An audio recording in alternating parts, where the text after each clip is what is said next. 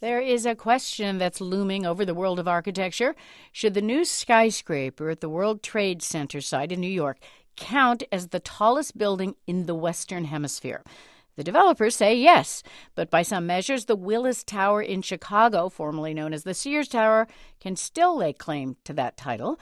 Now, a little-known organization is set to answer that question, and we turn to two of our reporters to get this tale of two cities vying for the tallest.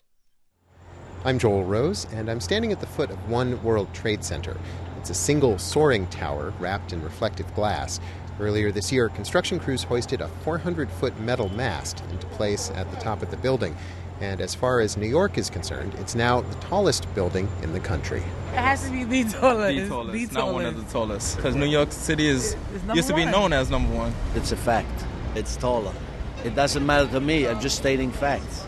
Yes, we have to be taller than Chicago. That was Veronica Smalls, Tyreek Jones, Jerry Romano, and Hank Hinson. Technically, One World Trade Center is 1,776 feet from the ground up to the light at the top of the mast, which makes it more than 300 feet taller than the top of the Willis Tower. Sorry, Joel, but I have to stop you there. This is David Shaper in Chicago, and here at the Willis Tower, you can actually stand and look out from a level much higher than you can inside the new World Trade Center. We're standing on a sheet of glass, looking 1,353 feet straight down to the street. This is Bob Wislow, standing on a ledge extending out from the sky deck on the 104th floor of the Willis Tower. Wislow is a lifelong Chicagoan who watched the building go up 40 years ago. He's now chairman and CEO of the company that manages it. He maintains Willis Tower will still have the highest occupied floor of any building in the Western Hemisphere. Wislow says he has great respect for New York and for the developers and builders of One World Trade Center, which he calls a great symbol of American resilience.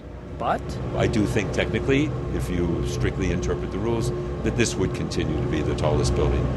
I think it's pretty amazing. Gloria Aragon lives in Chicago suburbs and comes to the top of the Willis Tower because the view is from a height you cannot get anywhere else. And just looking out at the architecture of the city surrounding on the ledge is a pretty unique experience. Even visitors from overseas agree.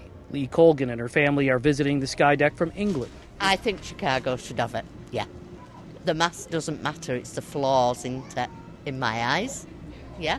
Well, fortunately, she doesn't get to decide. The Council on Tall Buildings and Urban Habitat does. It's based in Chicago, suspiciously, but it's made up of people from all over the world. And its 30-member height committee will be debating these buildings today. It's a seminal moment for skyscrapers. It doesn't come along every year. Antony Wood is executive director of the Council on Tall Buildings. He says when taking away the title of world's tallest building from what was then the Sears Tower back in the mid-1990s, the organization made a distinction between an antenna and a spire. An antenna is just functional, something you stick on top of the building after it's finished. So the council decided that antennas should not count towards height.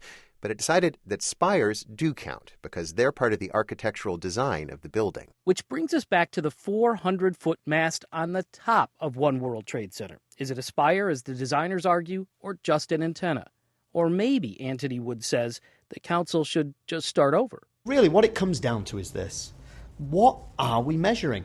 If we are measuring man's ability to put materials above the plane of the earth, then it should just be material, irrespective of what that material or function is.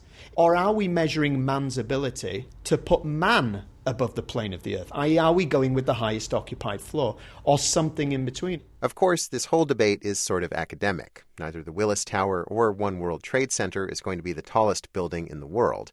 But the decision could set a precedent that will be around for a long time. The Council on Tall Buildings meets today in Chicago. The group could announce a decision as soon as next week. David Shaper. And Joel Rose, NPR News. Chicago. New York. Chicago. New York. Chicago.